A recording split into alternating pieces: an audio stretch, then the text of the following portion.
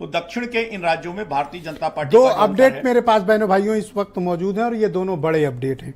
Today's Chanakya ने गुजरात और छत्तीसगढ़ का डेटा भी रिलीज कर दिया है। गुजरात और छत्तीसगढ़ में टुडेस चाणक्य के एग्जिट पोल के मुताबिक बीजेपी स्वीप कर रही है। टुडेस चाणक्य का जो इनिशियल अभी एग्जिट पोल हमारे पास रिपोर्ट आई है वो बताती है कि बीजेपी 26 ±2 ये गुजरात की है और कांग्रेस 0 ±2। यह डेटा गुजरात का, ये प्रोजेक्शन सीट का टुडेस चाणक्य की तरफ से दिया गया है। यानी गुजरात पूरा बीजेपी, कांग्रेस का सफाया, छत्तीसगढ़ पूरा बीजेपी, कांग्रेस का एक सीट के आसपास का अनुमान लगाया जा रहा है। यानी बीजेपी 11 सीट जीत सकती है ±1 छत्तीसगढ़ में और 0 से 1 सीट के आसपास उसे मिल सकती, 0 या फिर 1 सीट मिल सकती है छत्तीसगढ़ के भीतर। ये एक बड़ा बदलाव है कांग्रेस के लिए। क्या ये बड़ा झटका है सुधा मिश्रा जी? देखिए, मैंने कहा ना अब कि तो डेटा आने लगे हैं। जी बिल्कुल आने लगे हैं और जो आ रहा है उसमें कितनी सच्चाई है ये भी बहुत जल्द मालूम चल जाएगा, क्योंकि प्रोजेक्शन क्या करना है और दिखाना क्या है और दिखाया क्या जा रहा है, ये अपने देश में पिछले कई वर्षों में देखा कि बहुत अलग चीज़ है। क्योंकि एग्जिट पोल एग्जैक्टली वही होता है, ये आपने देखा हर बार चेंज हुआ है। तो जो छत्तीसगढ़ कई बार ना, तो कई बार गलत भी हुआ है, तो दोनों के बीच में रखना है। और यहाँ पे जो छत्तीसगढ़ और गुजरात की आप बात कर रहे हैं, उत्तर प्रदेश की हम बात करें, चाहे उत्तराखंड की बात कर लें, हम बढ़ रहे हैं, ये 100 से अधिक के नीचे आएंगे। ये मैं अभी भी कह रही हूँ और आगे भी कहती रहूंगी। ये जो एग्जिट पोल की जो संख्याएं आती हैं, ये हो सकता है कि इनको खुशियां दें, लेकिन ये भी अंदर से जानते हैं कि इन्होंने देश में जो कुछ किया है उसका रिजल्ट क्या आने वाला है। क्योंकि सिर्फ जुमले फेंक के 10 साल तक सरकारें चलती नहीं है। इस बार का चुनाव जनता ने लड़ा है। जब जनता चुनाव लड़ती है तो ये जो पर ऐसा भी क्या है कि चलो 1, 2, 4 सीट दे सकते थे, 5 दे सकते थे, पर यहाँ तो 0-0 टैली है। मैंने कहा कुछ नहीं, अभी रिजल्ट तो आने ही वाला है ना। हम जानते हैं कि इंडिया गठबंधन ने जिस तरह से जनता के साथ जुड़कर, हमने ना कोई मौन साधा, ना हमने मुजरा करवाया, ना हमने मटन मछली मीट किया, हमने एग्जैक्टली जो समस्याएं देश की उन पे बात की और उसी पे आज भी हमारे पास 4 और आधी 5 मतलब 5 या 5.5 समझ लीजिए के डेटा आ चुके हैं। सभी डेटा ये बताते हैं कि बीजेपी प्लस यानी एनडीए को भारी बहुमत मिल रहा है। ये लोग तो स्टार्टिंग से 400 पार कर रहे थे, फिर अपने आप भूल गए कहना। स्टार्टिंग किया था 400 पार, फिर खुद ही करना 400 दे दिया। नहीं, मैंने कहा ना 543 देना चाहिए था, वो तो कम ही दे रहे हैं। इनको तो पूरा का पूरा देना चाहिए, संविधान बदलना है इन लोगों को। लेकिन यहाँ पे जनता की बात है और जनता के मुद्दों की बात। अभी बनारस की बात आपके ही संवाददाता वहां पे थे। बनारस में मैं रही हूँ 7 दिन और अगर उस शहर ने प्रधानमंत्री दिया है तो भगवान ऐसा न करे कोई भी सांसद ऐसा ना हो। वहां पे गलियां, गंगा की जो दुर्दशा है उसमें सच में कहा कि क्या दे देंगे। उन्होंने गंदगी दे दी। एक टेंट हाउस कुछ किया था उन्होंने, टेंट का वो बनाया था, वो कैसे उड़ गया और कितनी गंदगी गंगा में आ रही है। सच बताऊं ब्रजेश जी, देख के खुद तकलीफ हुई। गंगा को इतना दूषित नमामि गंगे के नाम पे कैसे आप कोई कर बताइए सकता दीपक है? रंजन जी, अब तक 5 सर्वे रिपोर्ट आ चुकी हैं और सी वोटर की टैली भी सामने है।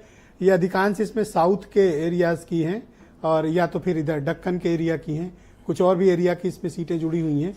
70 से 91 मिल रही हैं एनडीए को और 68 से 82 के बीच इंडिया ब्लॉक है और अदर 1 से 7। और ये मामला है अब तक 161 सीटों का हमारे पास डेटा सी वोटर्स ने अब तक जो रिलीज किया है। और मैंने आपको टुडेस चाणक्य का गुजरात, छत्तीसगढ़, उत्तराखंड बताया। बोलिए।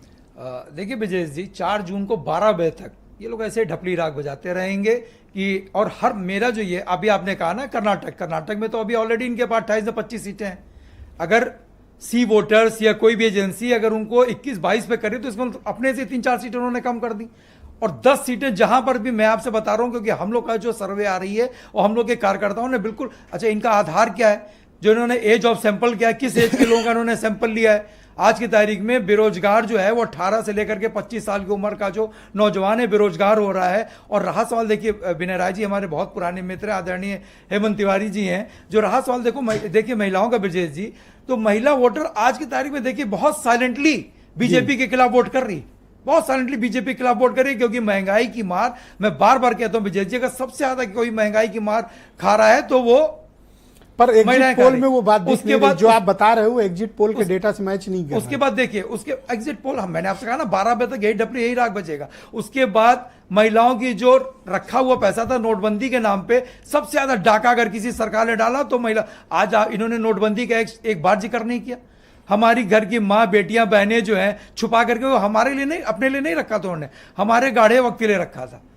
आप अगर आप जाइए, अगर आप उनसे पूछिए, हम लोग भी लोगों के बीच में रहते हैं, हमारे भी बहुत से आप लोग इन हैं। डेटा से सहमत नहीं है? बिल्कुल सहमत नहीं। मैं तो कहता हूँ 12 बजे तक ये यही डाटा जो है ये दिखाएंगे, उसके बाद देखिए किस तरीके, मैं जितना भी स्टेट वाइज कर रहा है ना, हर स्टेट में 10 से 15 सीटें आप इनकी कम कर दीजिए। कर्नाटक में आप कह रहे हैं इनको बढ़त मिल रही है, कहां बढ़त मिल रही है? 28 से 25। तो जरा हेमंत जी से क्विक ले लेते हैं। ये टुडेज चाणक्य ने छत्तीसगढ़, गुजरात, उत्तराखंड के जो डेटा दिए और जो सी वोटर्स के डेटा आ रहे हैं, क्या सजेस्ट करते हैं हेमंत जी? ओके, हेमंत जी को हम वापस जोड़ते हैं। विनय जी, आप क्या इससे सहमत हैं जो टुडेज चाणक्य के रिपोर्ट है? नहीं, देखिए, मैंने पहले ही कहा, पहले सबसे पहले तो आज इस बात से हम लोग ध्यान हटा दें कि नोटबंदी में क्या हुआ और किसके किचन में डाका पड़ा। अब तो वोट पड़ चुका है, अब मुद्दों की बात न करें, अब इस बात की समीक्षा करें कि किस तरह का वोटिंग परसेंटेज रहा, किसको कितना वोट मिला होगा, उस पर हम चर्चा करेंगे। तो शायद ये जो आंकड़े आ रहे हैं एजेंसियों के द्वारा, उस पर हम सार्थक चर्चा कर पाएंगे। तो पॉलिटिकल पार्टी होने के नाते मैं रिक्वेस्ट करूंगा सभी दलों से कि जो उनके पास उनके वर्कर्स का फीडबैक आ रहा है उसके आधार पर चर्चा हो। जहां तक टुडे चाणक्य का कई बार एजेंसियां जो आंकड़ा देती हैं, वहां पे भी देखा है कि प्लस माइनस स्विंग दिखाती है कि अगर 2% का स्विंग रहा तो ये होगा, 1% का स्विंग रहा तो ये रहेगा। तो ये तो किसी को दुविधा मन में नहीं है कि सरकार एनडीए नहीं बना रहा है, इसमें तो किसी को दुविधा नहीं है जी। दुविधा सिर्फ इस बात को लेकर के है कि सीटों का क्या आंकड़ा रहेगा।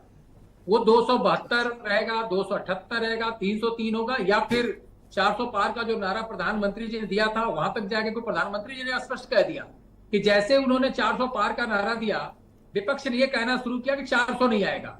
मतलब आप ये कहना भूल गए कि 272 नहीं आने देंगे। तो वो तो खुद प्रधानमंत्री जी ने अपने इंटरव्यू में साफ कर दिया है। पर अब क्या सवाल ये आप इस बात को कह रहे हैं कि 2019 का रिकॉर्ड टूटेगा बीजेपी का या नहीं टूटेगा? मैं उसके आसपास ही रहेगा, उसके आगे नहीं बढ़ सकता। मतलब 2019 से आगे पहली नहीं बहुत बढ़ इंप्रूव पाएगा। नहीं करेगी आपके मुताबिक? नहीं, एकदम नहीं करेगी, क्योंकि आपने खुद देखा भी गुजरात में भी सारी सीटों पर बीजेपी जीती थी, लेकिन आपके आंकड़े में कि 2 सीटें कांग्रेस पा सकती है। अगर ये 2 सीटें घटती है तो क्या होगा? उत्तराखंड में भी अगर 1 सीट घटती है तो नुकसान ही है जी। तो इस परिस्थिति को अगर हम मिलाते चलेंगे तो कहीं घाटा कहीं फायदा करेंगे, तो लगभग वो आप 278 से लेकर 303 का जो आंकड़ा है उसी के इर्द गिर्द आप रहेंगे। जी, बहुत शुक्रिया आपका विनय जी हमारे साथ जुड़ने के लिए। बहन भाइयों, एक छोटा सा ब्रेक लेंगे, ब्रेक के बाद और भी डेटा अपडेट करेंगे।